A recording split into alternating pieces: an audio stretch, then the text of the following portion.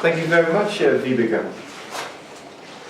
So, I'm Michel Vorenhout from the Netherlands, and I'm maybe one of those hardcore scientists. I'm an ecologist by origin. I know a lot about soils and stuff, and I learned a little bit about archaeology via my work on monitoring of archaeological sites, and then mainly of moist to very wet archaeological sites. And this is just a recap of the news in the last week on the Dutch news. Seriously, this is the last 8 days. We have a Dutch weatherman. He's in Greenland showing these massive soil disruptions. It's like sinkholes because of the permafrost gone. This is proof that the flooding in Austria was caused by heavy rain, climate change, warming they called it. This is a researcher I work with in the VU. His site is flooded in Siberia, should be permafrost there. And here's an example that our peat in the Dutch soil is just losing all this CO2 or methane as well. It's a big issue. And by burning peat you also burn your archaeological record, which you all know. So it's a very hot topic, this climate change, and that's why I'm here, because I'm very interested in it. I think there's also a lot of possibilities to engage more people in archaeology and preservation in general, or just excavation. These are the 4 things I want to talk about. So it's monitoring for risk assessment. There's nothing like just monitoring, as we discussed this morning. It's all about seeing the risk for a site, deciding what to do with it. And then the trick with climate change is really timescales. It's a bit different from if you start building a new flat or a new building. Climate change is about different timescales. And I have to say this presentation is not about current work. It's more like a hypothetical introduction to the discussion of what we could do in the next maybe 10 years on this subject. And then number 4 is a preset to the discussion at the end. So, preservation in situ, this monitoring. You do measurements on the soil environment to see how an archaeological site is doing. And this is an example from the northern part of Norway, very near to the Russian border. It's a very nice site. This is just, I think, 15 centimeters down during the excavation. And it's very calcareous. It's all shells there, extremely dry. You would expect some moisture there, but it's a very dry site. It was very nice weather when we were there, and while it freezes, there's no water there. That's interesting. So we do measurements there. This is coal area. Another site, this is near Trump, so it's halfway in Norway, and this is a very organic site, partly degraded. It's not in the best condition. And we do all this stuff with all these probes there to assess how bad or how good the situation is. And this is where you see, so there's a bit of a drier, mucky layer and then wetter organic structures, and Wiebeke tells me there's still things to find there. So there is some interest, but this site might be at risk. So we do a lot of measurements there, and a long time ago I made this scheme describing why you do monitoring.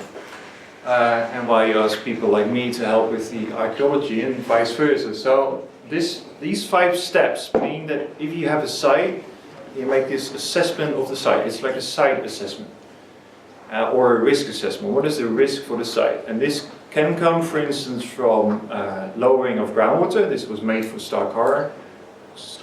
High risk of lowering of groundwater. It can be the same applied if you build a new building, or if there is climate change. It doesn't really matter. So you have these different steps. First, you look at the archaeological value. That's your job. It's not my job. That's the archaeologist's job. And then I would say if there's low to nothing to preserve, then we're all done. We can go home. So you can decide to dig it up or leave it, or.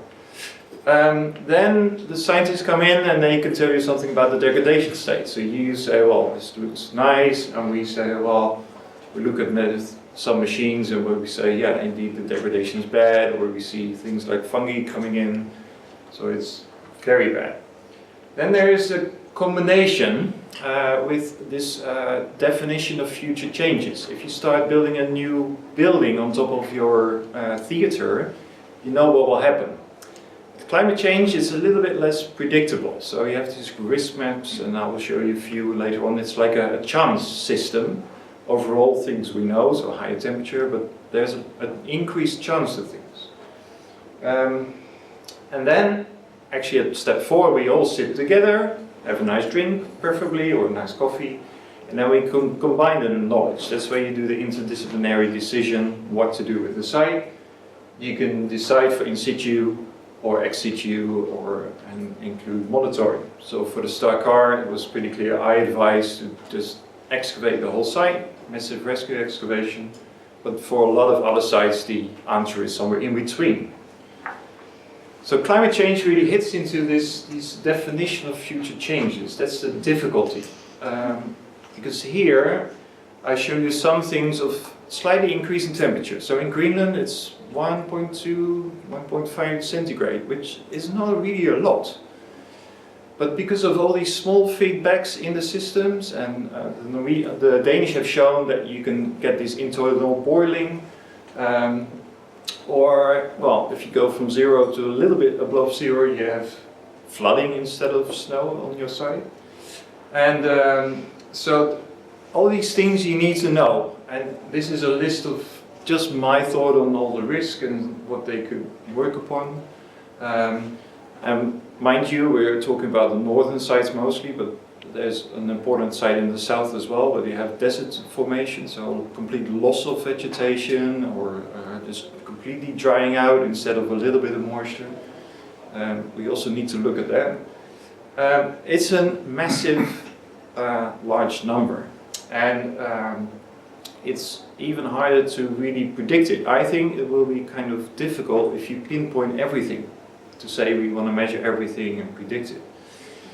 So, for instance, what will the result be? This is of this nice site, near Trums, and this is the work I do. I make graphs, and I do interpretation, and I say, well, there's this red line. If you go above it, it's bad. If you stay below it, it's probably good. But for climate change, it's more difficult. The perspective might be 50 years, or it might be these abrupt changes. And as an ecologist, I'm trained as an ecologist. Smart people came up with an idea of this stability. And this is a graph which describes something like alternative stable states. And this might be very useful to think of also in an archaeological point of view, because it opens up the method of modeling. People can actually model this and pinpoint what the main risk is. Not at this moment for archaeology, but maybe in the future. In short, it describes that there are these lower stable areas, and this ball represents the system. Like your midden is this ball, and it has different stable states. One is no midden, and the other one is nice midden. Could be it. And then there are different ways to get to the other state. One is with these slow changes, which is just a little bit of loss of information. So there's a burying animals, or there's some dilution, or some loss of information, but then archaeologists can still find all the information they need. They will complain it's not a perfect site, but the information is still there. But then, if the system is going to tip over to this other alternative state, then you lose everything. So you might think it's very hard to predict, but it is possible. You need to work with ecologists, I would say. They know how to deal with it. It's not easy, but it can be done. So, how to implement climate change into monitoring or preservation in situ. One way that you also need to do is, we've seen a lot of perfect examples, projects that were much farther than I am in my whole thinking. But I would like to stress out that you need a really large-scale view. So this is a map of a big project I was involved in a few years ago in the Netherlands, where they built a large water reservoir mainly to protect the city of Groningen, which is here. This is in the northern part of the Netherlands, sorry. And all these dots, they're for former farm mounds, or small mounds there. And people wanted to preserve those, and I came in, well, how do we monitor this. And what we did there is make these different levels of risks and threats, and then you use some statistics to choose these sites, aselective, so not sit down with a cup of coffee, but you let the computer decide. And then you do your monitoring, and which is basically defined by the money. So how many sites can you monitor? Well, here was 15. And that's the limit, so to say. The good thing about doing it this way, so use a computer for your selection, is that now this is a valid method of describing all sites. So from a science point of view, you can use this method to scale up and say something about everything. And then you can go up to your politicians and say, well, we need to do something. So how would that look like in Norway? I work a lot in Norway. So this is the sites we are monitoring now. Also in Oslo we have some things, but actually if you are interested in this farmland systems, like Dr. Martens is, you need to know where all of them are and how they fit into this previous scheme.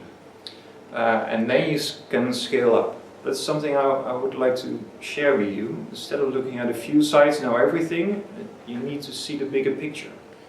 And then you can combine it with these horrible pictures of these risks. So this is not the truth, but this is predicted risk, and then you can plot them together. And we've seen an example of people doing that much better than I can. So that's my view of implementing climate change on monitoring, or basically how do you implement climate change into your risk assessment. So go borrow knowledge from ecologists, they know how to do it. Then you could use the scheme or write your own scheme of implementing them. And a good start will be the roundtable discussion tomorrow.